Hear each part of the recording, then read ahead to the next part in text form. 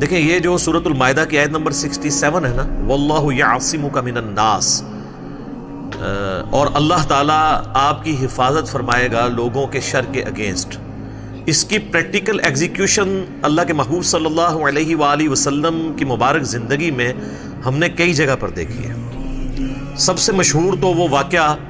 جو مسند امام احمد میں موجود ہے، اس کی سند کے اوپر اختلاف ہے لیکن عملی تواتر حاصل ہے، سیرت کی کتابوں میں موجود ہے کہ اللہ کے محبوب صلی اللہ علیہ وآلہ وسلم کے قتل کا فتویٰ جب جاری کر دیا مشرکین عرب نے، تو آپ صلی اللہ علیہ وآلہ وسلم نے اپنے مبارک بستر کے اوپر مولا علی رضی اللہ تعالیٰ عنہ علیہ السلام کو لٹایا اور سیدنا ابوبکر صدیق رضی اللہ تعالیٰ عنہ کو لے کر نکلے، اور مولا علی کی ڈیوٹی لگائی کہ وہ امانتیں واپس کر کے تشریف لائیں گے مدینہ شریف۔ تو حالانکہ اس گھر کے باہر وہ سارے قبائل کے لوگ تلواریں لے کر کھڑے تھے، لیکن اللہ تعالیٰ نے انہی میں سے نبی علیہ السلام کو گزارا، اور ایسی ان کی آنکھوں کے اوپر پردہ پڑا کہ وہ نبی صلی اللہ علیہ وآلہ وسلم کو نقصان نہیں پہنچا سکے۔ واللہ یعصمک من الناس، اللہ تعالیٰ نے حفاظت کی ہے۔ اس کے بعد جب نبی صلی اللہ علیہ وآلہ وسلم ہجرت کے لیے جا رہے تھے تو راستے میں پہلے غار ثور کے اندر 3 دن کے لیے آپ رکے۔ میں نے اس غار کی زیارت بھی کی ہوئی ہے۔ اس پہاڑ پہ چڑھنا آج کے دور میں بھی، جبکہ کافی راستے بھی بنا دیے ہیں، سیڑھیاں بھی ہیں، 1.5 سے پونے 2 گھنٹے کی ایکٹیویٹی ہے ابھی بھی ایک جوان بندے کے لیے بھی۔ غار حرا تو آسانی سے آپ پہنچ جاتے ہیں، غار ثور تو اکثر لوگ جاتے ہی نہیں ہیں، وہ اتنا مشکل ہے۔ ایک دفعہ میں نے الحمدللہ وہاں پر سعادت حاصل کی ہے۔ اس واقعے کا ذکر تو ایون قرآن حکیم میں موجود ہے، سورہ التوبہ کی آیت نمبر 40 کے اندر اللہ تعالیٰ نے باقاعدہ اس واقعے کو کوٹ کیا ہے، جو اللہ تعالیٰ نے اسپیشل پروٹیکشن فرمائی تھی اپنے محبوب صلی اللہ علیہ وآلہ وسلم کی۔ اِلَّا تَنْصُرُوهُ، اگر تم نبی صلی اللہ علیہ وآلہ وسلم کی مدد نہیں کرو گے نا اے ان کے ساتھیوں، فَقَدْ نَصَرَهُ اللَّهُ إِذْ أَخْرَجَهُ الَّذِينَ كَفَرُوا، تو بے شک اللہ تعالیٰ تو ان کی مدد فرما چکا ہے جب کافروں نے ان کو وہاں سے نکلنے پر مجبور کیا اور نکال دیا مکے کی سرزمین سے۔ ثانی اثنین اذ ہما فی الغار، جبکہ وہ دو، یعنی اللہ کے محبوب صلی اللہ علیہ وآلہ وسلم اور سیدنا ابوبکر صدیق 2 تھے، اور ان دونوں میں سے دوسرا یعنی نبی علیہ السلام نے غار میں کہا اذ یقول لصاحبہ، اپنے ساتھی ابوبکر سے، اور یہ اس آیت کی تفسیر میں اہل تشیع اور اہل سنت کامن ہے کہ یہاں صاحبی سے مراد سیدنا ابوبکر ہے، صرف ہماری تفسیر میں نہیں، ان کے ہاں بھی۔ لا تحزن ان اللہ معنا، مت گھبراؤ، غم نہ کھاؤ، بے شک اللہ ہمارے ساتھ ہے۔ فانزل اللہ سکینتہ علیہ، تو اللہ تعالیٰ نے ان پر سکینت نازل کی، وأیدہ بجنود لم تروہا، اور ایسے لشکروں سے اپنے نبی کی مدد فرمائی کہ جو نظر نہیں آنے والے تھے۔ تو یہ واقعہ کا ذکر موجود ہے۔ اس کانٹیکسٹ میں بخاری اور مسلم دونوں میں ایک حدیث موجود ہے کہ جب غار میں پناہ لی، غار ثور کے اندر سیدنا ابوبکر اللہ کے محبوب صلی اللہ علیہ وآلہ وسلم کے ساتھ تھے، تو سیدنا ابوبکر نے عرض کیا اللہ کے رسول، اگر یہ کافر اپنے قدموں کی سیدھ میں ہمیں دیکھ لیں تو وہ ہمیں پا لیں گے، یعنی ان کی ٹانگیں تو نظر آ رہی تھیں، وہ غار ذرا نیچے کر کے تھا، تو اگر وہ اپنے آپ کو جھکا کے قدموں کی سیدھ سے اندر دیکھیں غار میں تو ہم نظر آ جائیں گے۔ تو اللہ کے محبوب صلی اللہ علیہ وآلہ وسلم کا ذرا کانفیڈنس لیول دیکھیں، پیغمبر کس کانفیڈنس لیول کے اوپر ہوتا ہے۔ آپ صلی اللہ علیہ وآلہ وسلم فرمایا اے ابوبکر، تمہارا ان دونوں کے بارے میں کیا خیال ہے جن کے ساتھ تیسرا ان کا رب ہے؟ ٹھیک ہے، تو یہ اسی کا ذکر سورہ توبہ میں آیا کہ وہ اپنے ساتھی کو تسلیاں دیتے تھے۔ اچھا، یہ حضرت ابوبکر صدیق نے وہاں پہ نہیں کہا کہ اللہ تعالیٰ تو عرش کے اوپر ہے، یہ آپ کیوں کہہ رہے ہیں کہ تیسرا اللہ ہمارے ساتھ ہے؟ یہ میں بار بار یعنی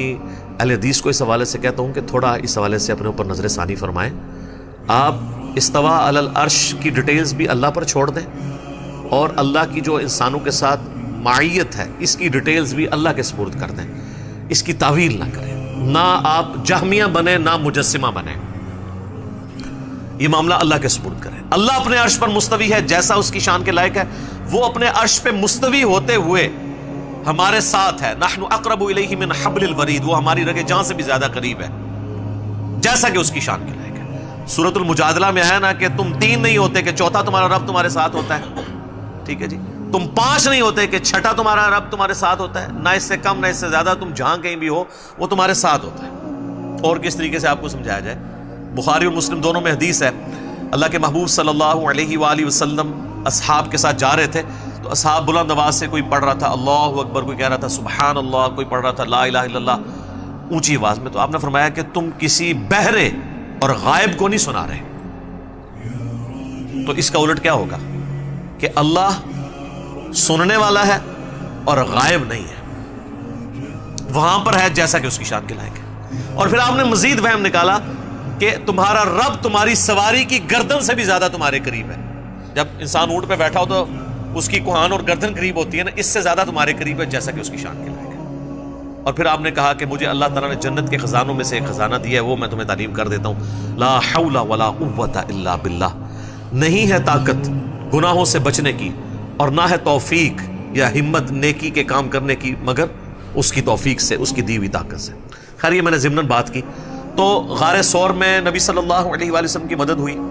پھر بخاری اور مسلم دونوں میں حدیث موجود ہے کہ جب نبی صلی اللہ علیہ وآلہ وسلم ہجرت کے لیے مدینہ شریف جا رہے تھے تو سراقہ ابن مالک آپ کے پیچھے آیا مخبری کرنے کے لیے، کافروں کی طرف سے 100 اونٹ انعام رکھے گئے تھے، بہت بڑی رقم تھی، آج کے 100 اونٹ بھی آپ سمجھ لیں 2-2.5 کروڑ روپے بنتا ہے کم از کم۔ تو نبی صلی اللہ علیہ وآلہ وسلم کی اللہ نے حفاظت فرمائی تو اس کا گھوڑا جو ہے زمین میں دھنس گیا پیٹ تک، تو اس کو سمجھ آ گیا، اس نے کہا آپ کی وجہ سے میرا گھوڑا دھنسا ہے، آپ اللہ کے حضور دعا کریں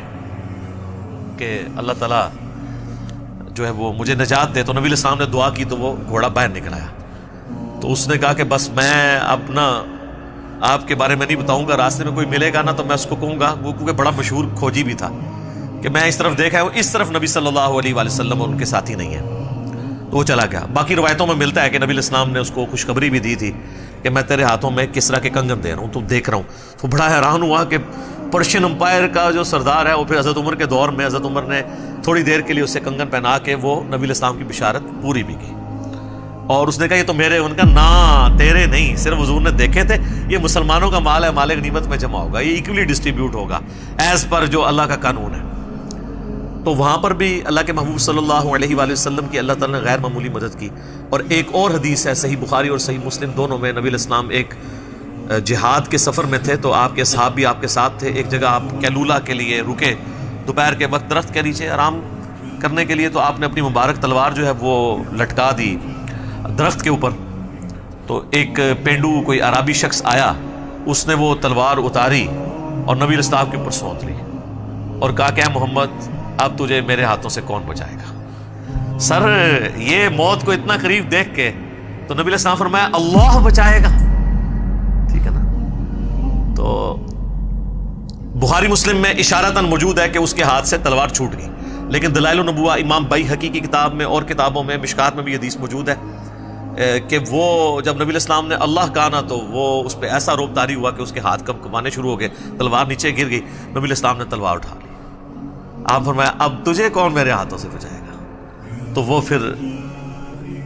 منت سماجت پہ اتر آیا، اس نے کہا کہ آپ تو عفو درگزر کرنے والے ہیں۔